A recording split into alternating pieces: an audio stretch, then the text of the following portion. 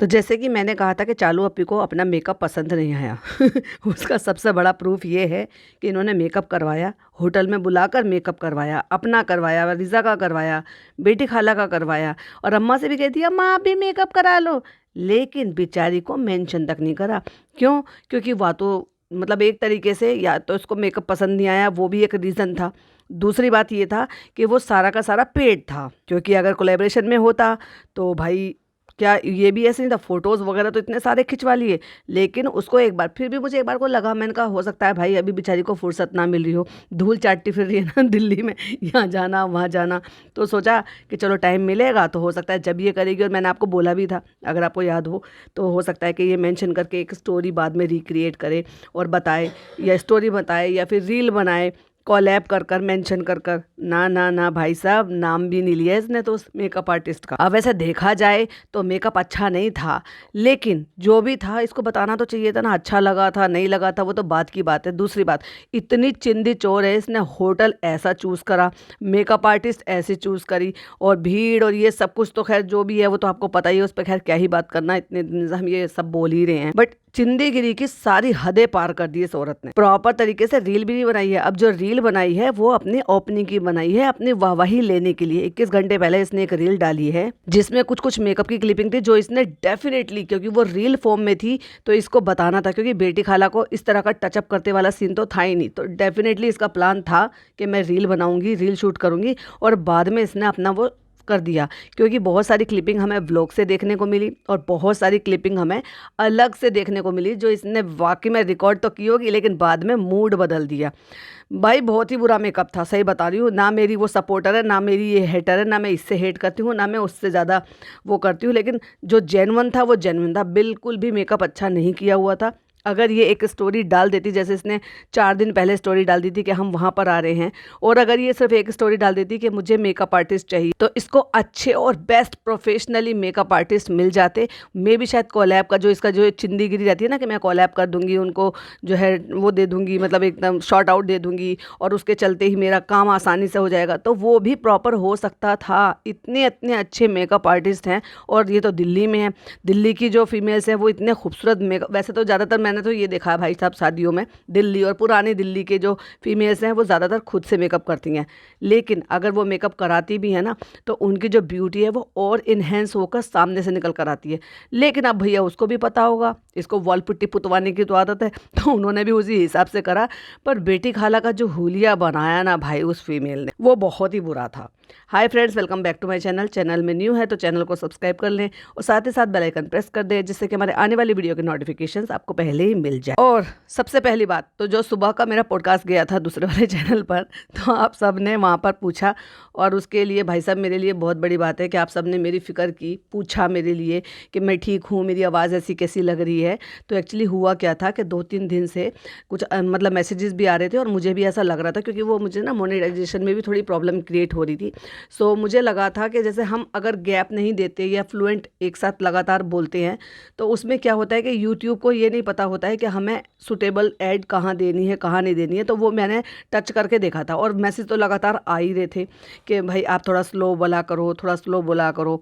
तो इसलिए अच्छा, मेरा ये मकसद रहता है कि लोग बोर ना हो जाएं, क्योंकि मैं अगर ऐसे करके बोलूँगी तो ऑब्वियसली लोग बोर हो जाएंगे। लोगों को अच्छा लगता है टू दी पॉइंट बात करना और फ्लुएंट बात करना, कि कंटिन्यूअसली हम बात करें, अपने थॉट रखें, अपनी चीज़ें शेयर करें, और रिव्यू दें और बताएं कि क्या क्या चीज़ें हैं, क्या क्या चीज़ें नहीं थी। तो ये सोचकर मैंने कहा चलो भाई, मैसेज भी आ रहे हैं। और कोई नई सब्सक्राइबर थी, उन्होंने कहा कि मैंने आपको आज पहली बार सुना, आपका पॉडकास्ट अच्छा लगा, लेकिन आप स्लो बोला करें। मैंने कहा चलो भाई थोड़ा कोशिश करती हूँ। तो मैंने एडिटिंग में उसमें क्या किया, उसको थोड़ा सा कोशिश की करने की, कि स्लो करने की, लेकिन वो कुछ ज़्यादा ही स्लो हो गया। और मैं रात को शेड्यूल कर रख देती हूँ, जैसे कि आपको पता है, मॉर्निंग 10 बजे वाले की। और फिर उसके बाद अपने काम रूटीन इनमें सब में लगे होते हैं, तो बाद में मैं कोई 2-2:30 बजे के करीब अपने सारे जो है वो भी मैसेजेस होते हैं, कमेंट्स होते हैं, वो सब चेक करती हूँ। इतने सारे मैसेजेस आए हुए, और ज़्यादातर जो कमेंट थे वो सारे यही थे, आप ठीक तो हैं, आपकी आवाज़ ऐसी हो रही है। सो भाई मेरे लिए बहुत अच्छा लगा कि आपने इतनी छोटी सी चीज़ को भी नोटिस किया, और और मेरे लिए फ़िक्र किया, तो बहुत बहुत दिल से शुक्रिया। मेरी तबीयत ठीक है। हाँ, थोड़ा-सा ये फ्लू वगैरह चल रहा है, तो वो बीच-बीच में थोड़ा-सा चलता रहता है, 1-2 दिन में ठीक हो जाता है, फिर लगता है कि गला ठीक है, क्योंकि फ़ैन से भी ठंड लगती है सम टाइम और कभी-कभी बिना फ़ैन के गर्मी लगती है, तो मौसम बड़ा अजीब हो रहा है। और आपको पता है भाई, पॉल्यूशन तो है ही इधर दिल्ली में, तो इसके चलते और सुबह शाम की थोड़ी-सी ठंड भी है, सो इसलिए थोड़ा-सा तो चला था, लेकिन हाँ, वैसा नहीं है, कोई ऐसी प्रॉब्लम वाली बात नहीं है। तो आपका बहुत-बहुत शुक्रिया। बाकी मैं आगे से ध्यान रखूँगी कि जो भी चीज़ें हैं एडिटिंग में मैं वो एक बार चेक कर लूँ। तो हम बात कर रहे थे जो चालू अपी ने रील डाली थी, मैंने आपके साथ शेयर भी किया था और बोला भी था, मैंने कहा ये मेकअप वेकअप सब करा रही है वहाँ पर, ये सारी चीज़ें बाद में बताएगी और पर्टिकुलरली उसके लिए एक रील बनाएगी जो कि रील फॉर्म में बनाई जाती है। आपको पता है जो व्लॉग होता है वो 16:9 रेशो में होता है और जो रील होती है उसका रेशो जो है अलग होता है, शॉर्ट फॉर्म में होता है। तो उसकी क्लिपिंग अगर आप उसी तरीके से शूट करेंगे तो आपको भी ईजी हो जाता है उसको एडिट करने के लिए। तो चालू अपी ने कुछ क्लिपिंग शूट तो की, तो जहाँ पे ये अपना मेकअप करा रही है, बेटी खाला का मेकअप हुआ है, जस्ट वहाँ पर ब्लश करके टचअप किया जा रहा है। लेकिन जब मेकअप देखा इसने कि बहुत ही ज़्यादा बकवास है, इसने फिर आइडिया ड्रॉप कर दिया और उसके बाद फिर इसको, क्योंकि ये रील डालनी थी, अपने चैनल पर डालनी थी, क्योंकि लोगों ने धप्पे तो बहुत कर लिए भाई साहब, सबने डाल दिया इसकी रील्स वगैरह, लेकिन इसको अपने चैनल पर डालना था दिखाने के लिए कि भाई देखो क्या है, क्या शोर शराबा हुआ, क्या हो हल्ला हुआ। तो इसने क्या किया कि ये आइडिया लगाया बात से कि अपने व्लॉग से मैं कुछ क्लिपिंग ले लूँगी, कुछ किसी के ऐसे ले लूँगी उसमें से। तो ऐसे करके इसने रील डाली। तो आप अगर देखोगे तो वहाँ मेकअप हो रहा है, मेकअप होने के बाद कोई मेंशन नहीं है, किसी को कुछ भी नहीं है। फिर उसके बाद जो है ना वो सीन जहाँ पर ये अपना फनी का हाथ पकड़कर उतर कर आ रही थी, कितनी सफाई से उसको ट्रिम कर दिया कि ये भी नहीं दिखाया कि सिर्फ फनी को दिखाया और खुद को पूरा नहीं दिखाया। लेकिन लोगों ने तो ब्लॉग देखा है, नोटिस किया है कि जब ये उतर कर आ रही थी कि फनी लिटरली इससे आधा था। कहते हैं कि जब ब्लैक कलर के कपड़े पहनते हो तो आप ऑटोमेटिकली थोड़े स्लिम लगते हो।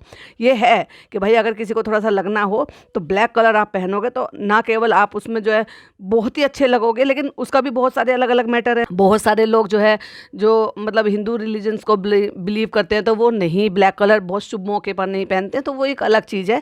बट अगर वैसे कोई ऐसी प्रॉब्लम नहीं है, सोचने वाली बात नहीं है, तो ब्लैक कलर्स में इंसान थोड़ा सा श्रिंक लगता है, थोड़ा कम लगता है, और ब्लैक कलर देखो अच्छा भी लगता है हमेशा से। तो इसने अबाया पहन लिया और इसने थीम भी रखी ब्लैक कलर की। अब पता नहीं अम्मी को सूट क्यों नहीं बनाया, जो अम्मी ने ये वाला सूट पहना, जिस सोफ़े पे बैठी थी सोफ़े का कलर भी वही था और वही था, और अम्मा को भी नहीं उसने कुछ भी दिया, लेकिन घसीट कर जरूर लेकर गई वहाँ अम्मा को, वो भी इतनी रात को। ये चाहती तो अम्मा को अवॉइड कर सकती थी, नहीं ले जाती है अम्मा को, भाई बुजुर्ग हैं वो, तभी कौन सा तू उनको कहीं लेकर जा रही है। जब से वो आई थी रेस्टोरेंट में, होटल में ही तो पड़ी हुई थी। होटल बहुत चिंदीगिरी किया इसने, कोई बालकोनी नहीं, कोई एक से एक बेहतरीन होटल है भाई साहब। और ये जब भी जाती है हर जगह का दिखाती है, और इस बार तो ये कम से कम 7-8 दिन रुकी है यहाँ पर। अब आप ही सिंपल सी मुझे एक बात बताओ, अगर कोई 7-8 दिन किसी भी होटल में रुक रहा है कि होटल का टूर रूम ये सब चीज़ तो देते हैं, इन्होंने कुछ भी नहीं दिया। और आपको तो पता है इसकी तो आदत है, होटल में घुसते ही सबसे पहले फ्रेंड्स ये टॉयलेट है, ये बाथरूम है और ये पॉट है, इसमें बैठकर पॉटी करते हैं। ये तक पॉट तक दिखाती है, ये वॉश बेसिन तक की तो बात अलग है कि भाई चलो ये ऐसा है ये वैसा है।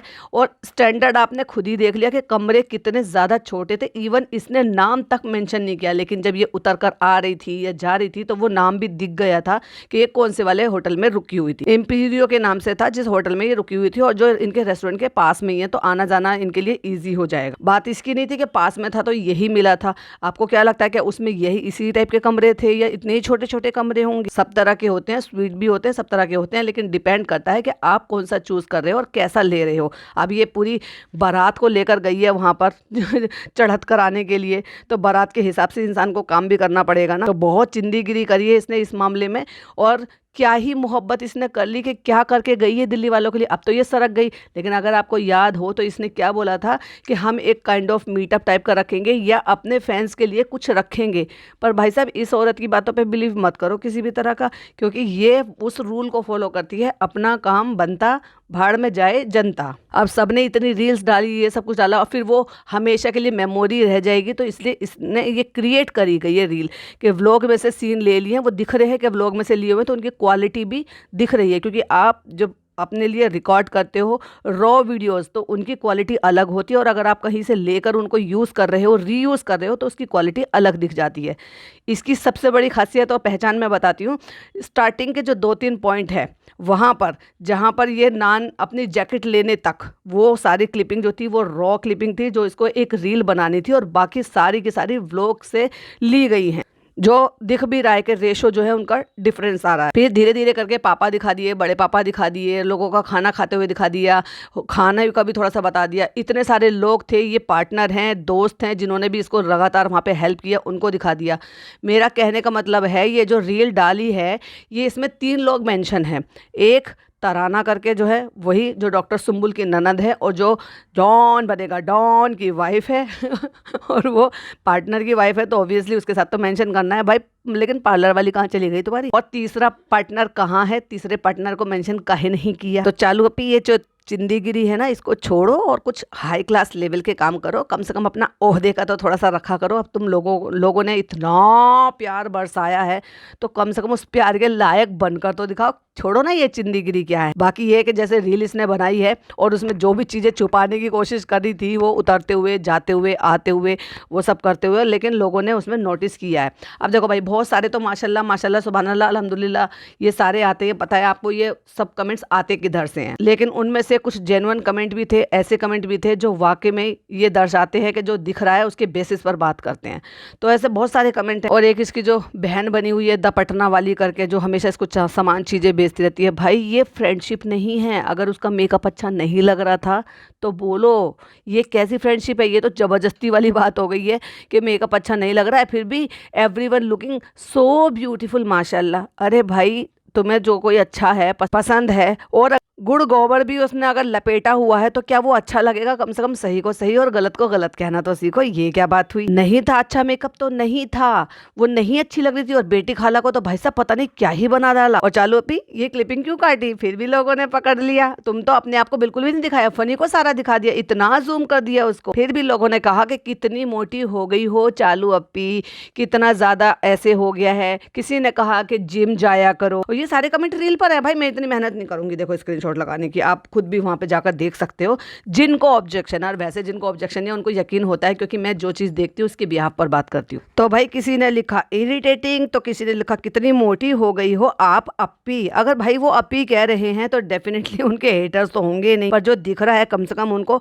सच को सच और सही को सही बोलने की हिम्मत तो है, इंसानियत तो है। फिर किसी ने लिखा दी आप बहुत ज्यादा मोटी हो गई हो। अगेन फिर किसी ने लिखा कौन सी मूवी की हीरोइन हो जो इतना पागल हुए जा रहे हैं देखने को, या तो बहुत समाज सेवा करती हो तो अच्छा लगे ये सब। फिर किसी ने लिखा सॉरी टू से दुनिया में पागल लोगों की कमी नहीं है। और भाई साहब एक आईडी है कैरी मिनाटी के नाम से, और उन्होंने एक अजीब सा फेस लगाया हुआ है, वो तो पता नहीं क्या क्या लिख रहे हैं, यहाँ के नहीं लगते मुझे वो, क्योंकि उनके लिखने में इतनी मिस्टेक है मैं पढ़ भी नहीं पा रही। फिर किसी ने लिखा जिनका नाम शीबा है, शीबा, तो वो लिखती है टुडे गर्ल्स नकाब मेक अ फैशन लाइक चालू। और अगेन किसी ने ये भी लिखा राजा की रानी के नाम से है। भाई अजीब अजीब नाम बना लेते हैं इंस्टाग्राम पे। मैंने कहा ना, इंस्टाग्राम पे एक अलग ही नेक्स्ट लेवल की ऑडियंस होती है। वो लिखते हैं इतने जो ये लोग हैं इनके लिए भी मर रहे हैं, जा रहे हैं कौन है ये और क्या उखाड़ा है इन्होंने, मतलब कुछ भी ताथू। मैंने कहा ना नेक्स्ट लेवल होते भाई साहब। बहुत सारे कमेंट्स है, बहुत सारी चीज़ें हैं। अब क्या ही मैं सारे स्क्रीनशॉट यहाँ लगाऊंगी, क्या लगाऊंगी, लेकिन हाँ मैं कम्युनिटी पर कुछ स्क्रीनशॉट लगाऊंगी जो मेरी ऑडियंस के जो कमेंट्स आते हैं डेली, एक दो वो डेली लगा दिया करूँगी, क्योंकि बहुत प्यारे प्यारे से कमेंट करते हैं। और ऐसी बात नहीं है कि जहाँ मैं गलत होती हूँ वहाँ मुझे बताते भी हैं कि हाँ ये ऐसा है या वैसा है, तो मुझे बड़ा अच्छा लगता है। इसलिए मैं हमेशा आपसे कहती हूँ कि कमेंट जरूर से किया करें। और जनाब भैया फिर से Q&A करने बैठ गए, और इस बार अपने नाम का नहीं मैडम के नाम का बिल फाड़ा है। कह रहे हैं कि फॉर अ चेंज इस बार मैं नहीं कह रहा, डिप्पी कह रही है जनाब आपने बहुत दिन से Q&A नहीं करा, चलो Q&A करो। भाई क्या फ़ायदा उस Q&A से जिसमें तुम ओरिजिनल सवाल तो लेते ही नहीं अपने मन मर्जी की। इस बार लगता है मैडम को कोई बात जो है ना ऑडियंस को फेंकनी है, इसलिए जनाब के दूर पिकवानी है।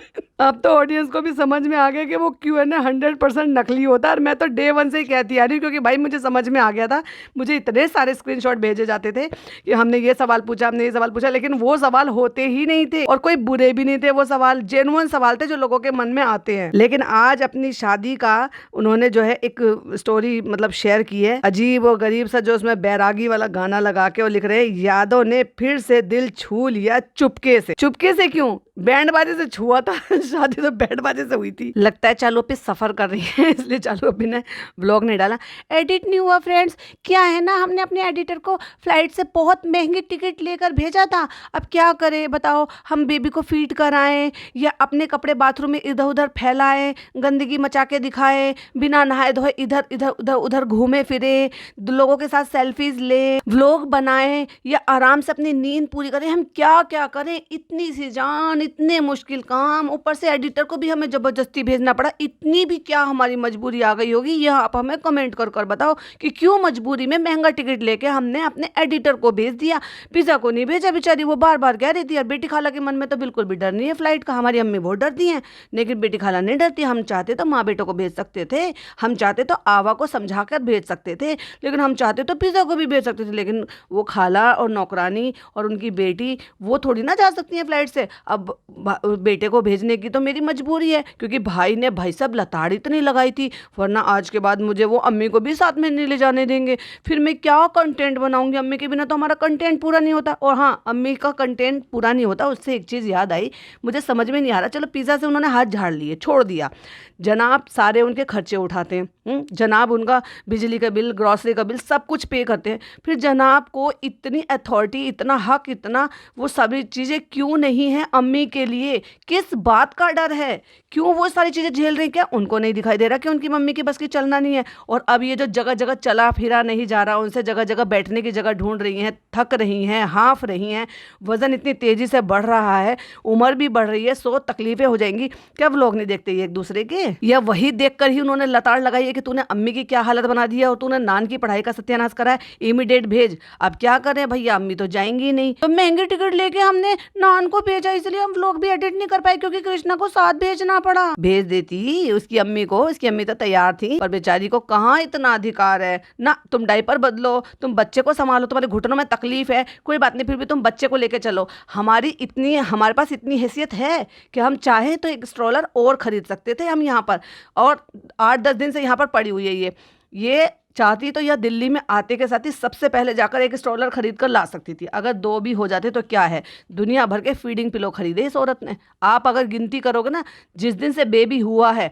और उस दिन से आज तक अगर इसके व्लॉग देखते आ रहे हो, तो मेरे ख्याल से 10वां फीडिंग पिलो होगा इसका ये। और बच्चा कितने दिन का है भैया? 4 महीने का। और बेचारी इतनी बिजी हो गई कि 4th मंथ सेलिब्रेट भी नहीं करा अपने बेबी का। आलस है ये सारे के सारे आलसी हैं भाई साहब, बिना मेहनत के। हाय फ्रेंड मुझे लगी भूख, मैं जा रहा हूँ खाना खाने, ये सब कह के पैसा कमा लिया, लेकिन मैनेजमेंट इनको बिल्कुल भी नहीं आता और काम की डेडिकेशन तो इनमें बिल्कुल है ही नहीं है। तभी तो भाई भाभी का ये हाल है। अब धीरे धीरे इसका भी हो रहा है, क्योंकि ये इसको भी लोगों ने भाई साहब अब आंक लिया है बहुत अच्छी तरीके से। देखो भाई, आप सब ने जो भी पॉडकास्टर अगर मेरा पॉडकास्ट सुनते होंगे, तो ये एक और छोटी सी रिक्वेस्ट है आप सबसे कि आप सब ने कॉल आउट किया, सबने बात की नानी के लिए। एक बुजुर्ग महिला थी, अब ठीक है भाई, उन्होंने जो किया, जैसे भी किया, उनके साथ उनके बच्चे क्या करते हैं, वो अपने बच्चों के साथ क्या करती हैं, अपने पोती पोता के साथ क्या करते हैं, अपनी पोती की शादी में नहीं गई, वो सारी चीज़ें एक अलग है। लेकिन एक इंसानियत होने के नाते आप सबने उनके लिए कॉल आउट किया, बोला, सबने कमेंट भी किए कि नानी को बिस्तर दिलाओ, नानी को ये करो, नानी को सहूलियतें दो।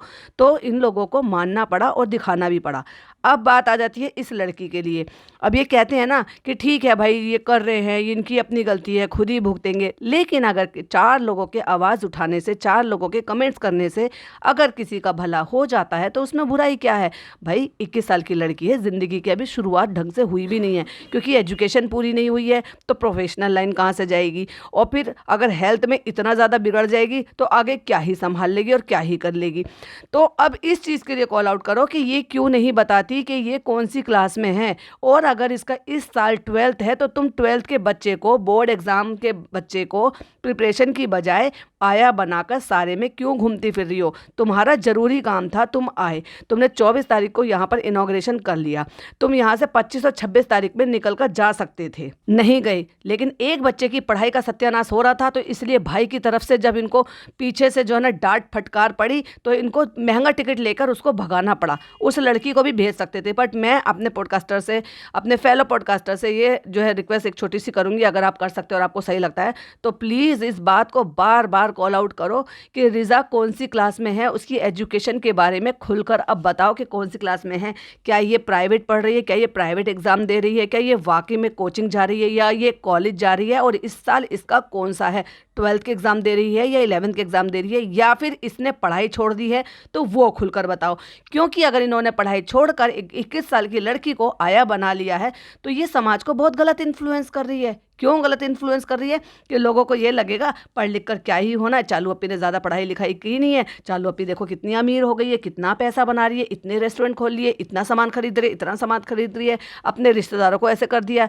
लेकिन भाई रिज़ा के भाई भाभी, ठीक है माना कि उसकी बहन अब सक्सेसफुल हो गई है अपने भाई भाभी के कंधों पर चढ़कर, बट अब कम से कम ये तो नहीं है ना कि रिज़ा को भी वो सारी चीज़ें मिल जाए। चलो वो भी माना कि भाई ये भी मिल जाएगा कि वो हो सकता है अपना, पर यूट्यूब की लाइफ कितने दिन की है? तुम्हारे खुद के लाले पड़ गए हैं ब्लॉग पे व्यूज आने के, तुम्हारे भाई भाभी के खुद के लाले पड़ गए हैं ब्लॉग पे व्यूज आने के। जबकि देखा जाए बाकी जितने हैं ना, ध्रुव राठी के कौन सा व्यूज कम हुए, बाकी आप देख लो किसी के भी जितने व्यूज आते थे उतने व्यूज आ रहे हैं। लेकिन इनके अननेसेसरली ये आते थे कि लोग इनसे ज्यादा सब्सक्राइबर लेकर बैठे थे और उनके व्यूज इतने नहीं आते थे, लेकिन इनको आते थे। तो वाकई में लोग तब इनको पसंद करते थे, क्योंकि लोग तब अंधभक्ति में लीन थे। तब उनको पता ही नहीं था कि एक्चुअली इनके असली चेहरे जो जो ये दिखाते हैं ये सीरियल ही है, एक्टिंग होती है। लेकिन अगर ये अपनी पब्लिकली जो है अपनी प्राइवेट लाइफ को पब्लिकली अपलोड कर रहे हैं, सेल कर रहे हैं, एक एक व्यूज के चक्कर में इनको जो डॉलर मिल रहे हैं और उससे ये पैसा कमा रहे हैं, तो भाई रिव्यू, रिएक्शन और क्रिटिसिज्म तो इनको लेना ही पड़ेगा और जवाब भी देने पड़ेंगे। जैसे कि मूवी, सीरीज या कोई भी चीज़ होती है वो पब्लिक के लिए ही होती है, ऐसे ही जो व्लॉग्स होते हैं वो पब्लिक के लिए होते हैं। तो भाई जवाब दो, क्या हुआ पिज़्ज़ा की पढ़ाई का? पिज़्ज़ा कौन सी क्लास में है? इस बार वो 12th के एग्जाम दे रही है या 11th के एग्जाम दे रही है? और अगर 12th के एग्जाम दे रही है तो फिर वो इतने दिन पहले तुम्हारे साथ कैसे घूम फिर रही है? 12th के बच्चों को सांस लेने की भी फुर्सत नहीं होती है। जब मेरे बच्चों की 11th 12th के एग्जाम होते थे तो महीनों तक हमारे घर में टीवी चलना बंद हो जाता था, मेरा कहीं आना जाना बंद हो जाता था। मैं कोशिश ये करती थी कि अगर मुझे अपनी बहनों को बुलाना है, गैदरिंग करनी है, तो मैं उसको थोड़े टाइम के लिए अवॉइड कर सकूं, और वो भी समझते थे इन सारी चीज़ों के लिए कि नहीं, क्योंकि बच्चों की पढ़ाई का टाइम है। इसलिए वो भी, अब उनके बच्चे को थोड़ी थोड़ी बड़ी क्लासेस में आ रहे हैं, 7th में, 8th में है, 9th में, तो वो भी अब इन सब चीज़ों को समझ रही हैं, तो वो भी नहीं जाती हैं कहीं पर भी। और हर माँ बाप ऐसे ही होते हैं। और भाई साहब जितने भी मेरे सब्सक्राइबर हैं वो तो सारे के सारे ऐसे ही हैं, अपने बच्चों के लिए, अपनी फैमिली की पढ़ाई के लिए, हेल्थ के लिए बहुत ज़्यादा कॉन्शियस होते हैं। लेकिन ये लोग बिल्कुल दुनिया से अजीब चीज़ें दिखाते हैं। ना उसकी सगी माँ को फिक्र है, ना उसकी जो कज़न सिस्टर है उसको फिक्र है, ना उन लोगों को फिक्र है जो इनके जो है ना यहाँ पे गार्डियन बनकर आए थे, बन गए थे यहाँ पर कि यहाँ जो है इनके, चलो हम इनके गार्डियन हैं, हम यहाँ पे लाएंगे, हम इनको पढ़ाएंगे। जो उन्होंने जिम्मेदारी ली थी उन्होंने पल्ला झाड़ लिया। अरे भाई आपने पैसों से पल्ला झाड़ा होगा, जिम्मेदारी से भी पल्ला झाड़ लिया है क्या? जैसे नान के लिए बोलकर फ्लाइट से बुलवा लिया गया, पिज़्ज़ा के लिए स्ट्रिक्टली क्यों नहीं बोला जाता? किस बात से जनाब डरते हैं? और क्यों अपनी माँ का ध्यान नहीं रखते? क्यों अपनी माँ को हेल्थ की तरफ को धकेल दिया है, खराब हेल्थ की तरफ को धकेल दिया गया है? कि क्यों वो आज, भाई कितनी एज है इनकी? क्या मैडम की मम्मी से भी जो है ज़्यादा प्रॉब्लम है? उनको डायबिटीज़ है पूरी पक्की वाली, जिसका वो शायद पता नहीं कौन, अब पता नहीं इंसुलिन लेती है नहीं लेती है, मुझे नहीं पता। लेकिन और उनके घुटनों में भी तकलीफ़ है और एज भी है, उसके बावजूद भी वो खूब भागा दौड़ी करती हैं, सारे काम कर लेती हैं। कहीं आना जाना हो तो जितना मैडम चलती फिरती हैं उतना वो भी खुद भी चल फिर लेती हैं। एक इनकी अम्मी को देख लो जरा, इन्होंने क्या हाल बना लिया। पिछले 5 साल से सिर्फ सोफे पे हमने तो भैया उनको बैठे हुए ही देखा है और लोगों से काम कराते हुए देखा है। कहाँ काम करती हैं ये? इतनी सहूलियत किसने दी है? इनके बेटे ने दी है ना। और अगर बेटा ये सब चीज़ देख रहा है तो अपनी माँ के लिए कंसर्न क्यों नहीं जताते? क्यों नहीं स्ट्रिक्टली बोला जाता कि नहीं आपको डाइट करनी है तो करनी है? दोनों में अभी ने कैसे वेट लॉस कर लिया? अपनी माँ का नहीं करा सकते? रिजा का नहीं करा सकते? ये भी बता दो भैया, कौन से जादू की पुड़िया तुमने ले ली है जो तुम्हारी माँ को और तुम्हारी ये जो कजिन सिस्टर है इसको नहीं दी जा सकती, जो उन्होंने अपनी हेल्थ का इतना सत्यानाश कर लिया। चलो तो भाई आज के टॉपिक यही थे। आई होप आपको वीडियो पसंद आई हो तो लाइक शेयर कीजिएगा, चैनल पे पहली बार आए तो सब्सक्राइब कीजिएगा। फिर मिलती हूँ एक और नई वीडियो नए टॉपिक के साथ। टिल देन बाय बाय, अल्लाह हाफिज़, टेक केयर।